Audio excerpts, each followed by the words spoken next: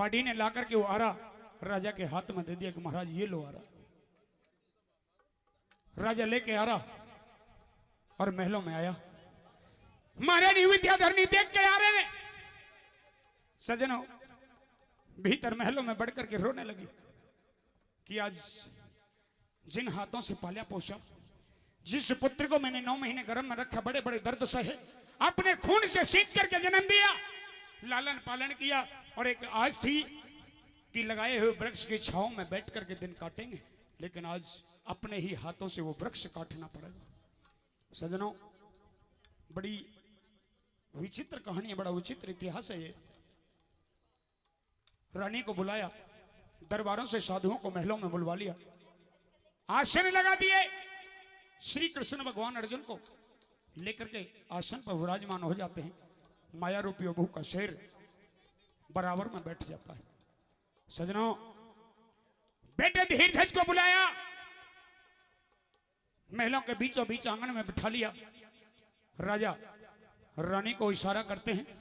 राजा रानी ने हाथों में आरा उठा लिया और पुत्र के सर पे चलाने के लिए किस तरह से हाथ उठते हैं, किस तरह से चलते हैं, और ये रागनी मेरे द्वारा और जयवीर भाटी के द्वारा एक बार जोरदार तालियां हो जाए, एक बार जोरदार तालियां।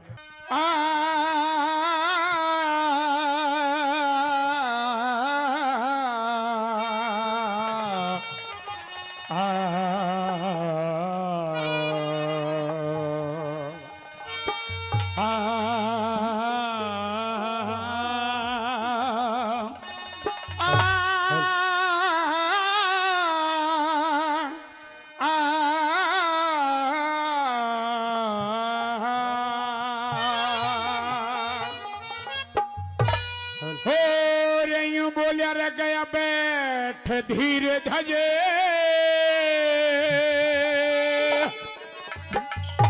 हो रे करे कैनी चीनार रह गया बैठ धीर धजे, कर कैनी चीनार, हो कर कैनी चीनार, हो कर कैनी चीनार रह गया बैठ धीर धजे, कर कैनी धीर धजे कर कैनी चीनार। ये बात है वो बच्चे, वो भाई समझे।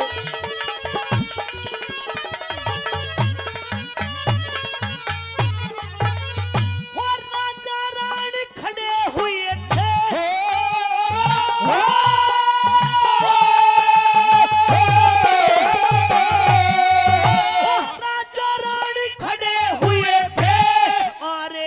प्रणाम किया, परमेश्वर का ध्यान लगा के सुत पे आरा टेक दिया। चाले को हाथ कांप गए, रानी का हिल गया हिया, चाले को हाथ कांप गए, रानी का हिल गया हिया। हर 9 महीने तक रखा गर्भ में, तन के ऊपर कष्ट सहे, किसी तरह की कमी ना छोड़ी, शौक करे था नए नए। हरे जिन हाथों से पाला पोषा, उन हाथों से चीर रहे, जिन हाथों से पाला पोषा, उन हाथों से चीर रहे। हर माँ की छाती फाटन लगी, माँ की छाती फाटन लगी, बेटा कर लूना धीर धजे कर कैनी चीनार रह गया बैठ धीर धजे कर कैनी चीनार।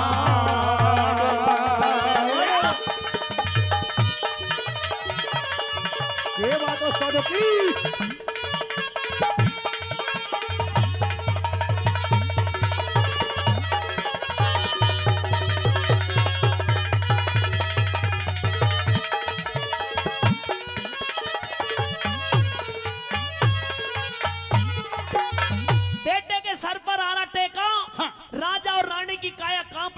हाथों में कंपन हो गई, क्योंकि जिस बेटे को, जिस लाल को अपनी गोदी में खिला करके पाल पोस करके इतना बड़ा किया था, आज उसको अपने हाथों से चीरे तो कैसे चीरे।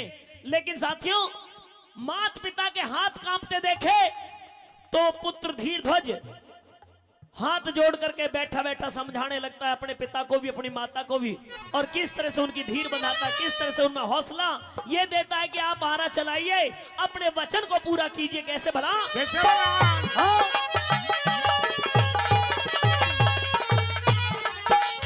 हो मात पिता की हालत देखी, हो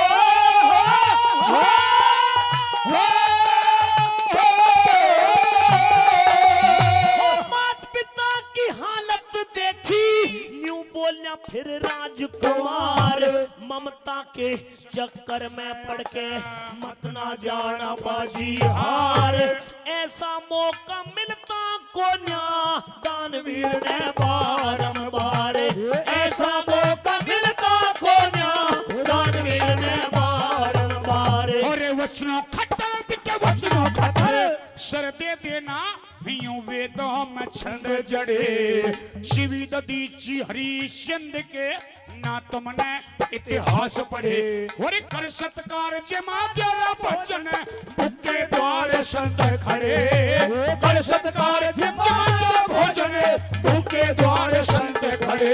अरे रही आत्मा तड़प शेर की हे रे रे रे रे, रही आत्मा तड़प शेर की रे, भूखा रहा कहाड़ रे गया बैठ धीर धजे करके नी चीनाड़ रे गया बैठ धीर धजे करके नी चीनाड़।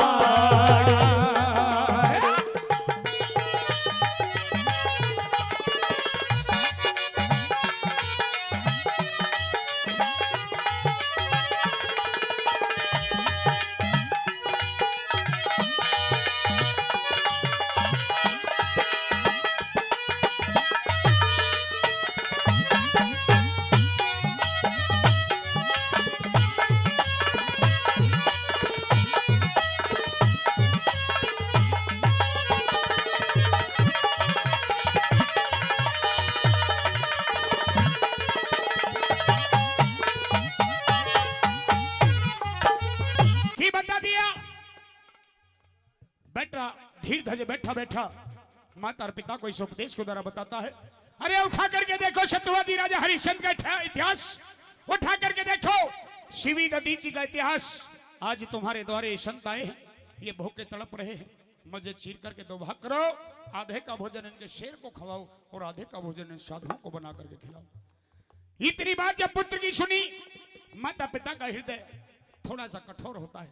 राजा ने रानी की तरफ इशारा किया, रानी ने अपनी ममता मारी, आंखों के आंसुओं को पलकों की ओट दबा जाती है विद्याधरनी। सजनों बेटे की ममता को मारती हुई हाथों में आरा थाम लेती है दोबारा से, और बेटे के सर पे टेक दिया दोनों ने आरा। एक तरफ से आरे को राजा ने पकड़ लिया, दूसरी तरफ से रानी ने, दोनों आपस में आरा खींचने लगे।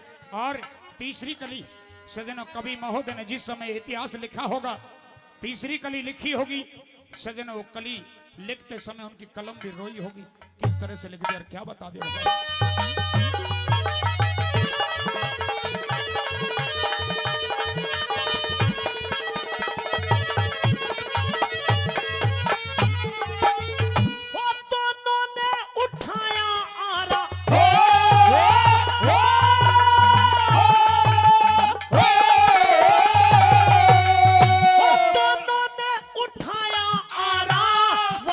का जब किया ख्याल, खूनों की फुआर छुटी, धरती होगी लाल लाल, दिशाओं के दिग्गज डोले, अंबर भी गया था हाल, दिशाओं के दिग्गज डोले, अंबर भी गया था हाल। दोनों ने उठाया आरा बचनों का किया जब ख्याल, खून की फुआर छुटी, धरती होगी लाल लाल, और दिशाओं के दिग्गज डोले, अंबर भी गया था।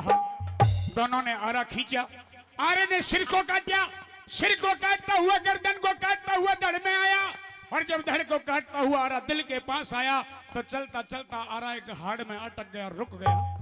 राजा रानी ने काफी प्रयास किया लेकिन आरा हिला तक नहीं, क्योंकि आरे को चलाने वाले और चलवाने वाले तो त्रिलोकीनाथ साधु के भेष में सामने बैठे सारी लीला को रचा रहे हैं और अपनी आंखों से देख रहे हैं। राजा मोरध्वज को थोड़ा सा गुस्सा आया और कहने लगा, रे बाड़ी के तूने आरा पैनी धार का नहीं दिया। अगर पैनी धार का आरा देता तो आज बेटे के हाड़ में आरा जाकर के नहीं अटकता। सजन रो जाता है, आंसुओं को पलकों की ओट दबा जाता है वो दानवीर और कहने लगा, अरे बाढ़ी का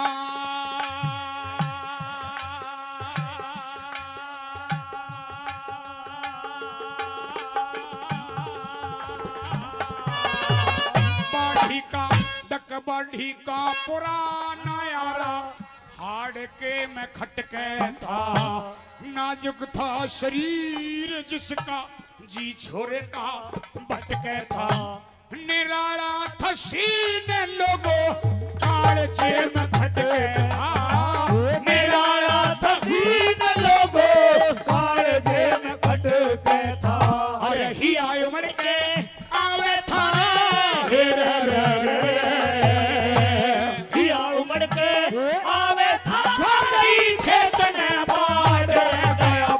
धीरे धजे करके नीची नाड़ रे गया बैठ धीरे धजे करके नीची नाड़।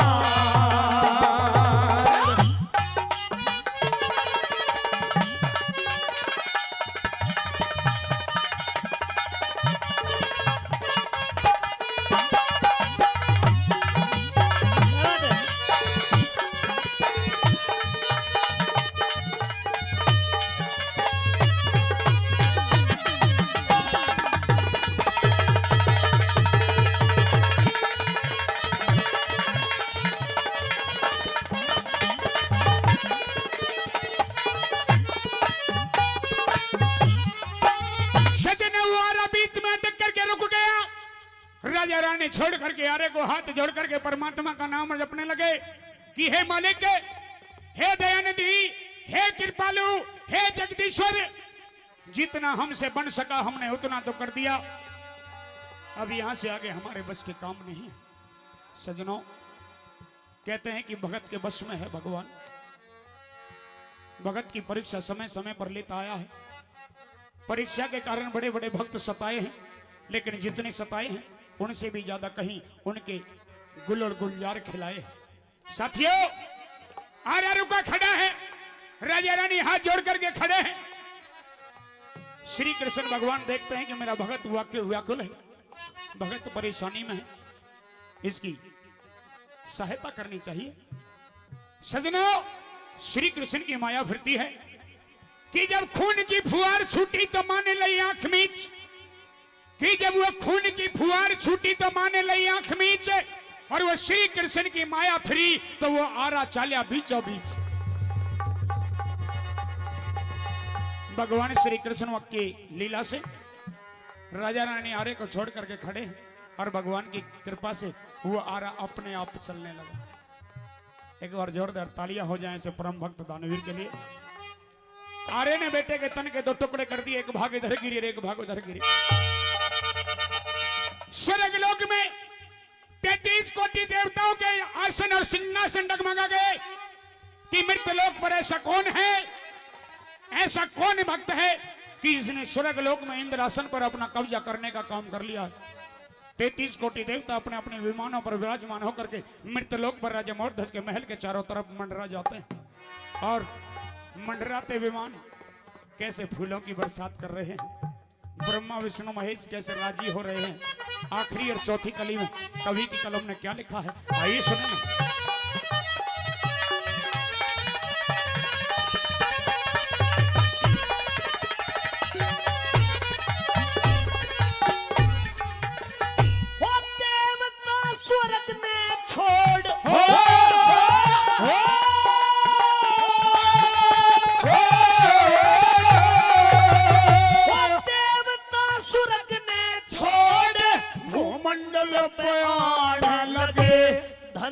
धन्य दानवीर गुण राजा के गाने लगे, ब्रह्मा विष्णु शिव शंकर भी फूलों ने बरसाने लगे। ब्रह्मा विष्णु शिव शंकर भी फूलों ने बरसाने लगे। कि देवता स्वर्ग ने छोड़ भूमंडल पे आने लगे, धन्य धन्य दानवीर गुण राजा के गाने लगे, और ब्रह्मा विष्णु शिव शंकर भी फूलों ने बरसाने लगे। फूलों की बरसात करते राजा के महल पर। जिस समय देवकी की शादी में आकाशवाणी हुई थी कि जिसकी शादी में तूने धन द्रव्य लुटाया है, इसकी कोख से 8वां पुत्र तेरा काल पैदा होगा। इसी तरह से आकाशवाणी हुई आकाश में, और वो आकाशवाणी राजा मोरध्वज के नाम हुई। और कैसी आकाशवाणी हुई कि दानवीर तो दुनिया में बहुत हुए और बहुत हैं और आगे भी होंगे। दान बहुतों ने किया और बहुत कर रहे हैं, आगे भी करेंगे। लेकिन परम भक्त दानवीर राजा मोरध्वज, तेरे जैसा ना तो था और ना है और ना होने वाला। एक बार जोरदार तालियां हो जाए, एक बार जोरदार तालियां। दानवीर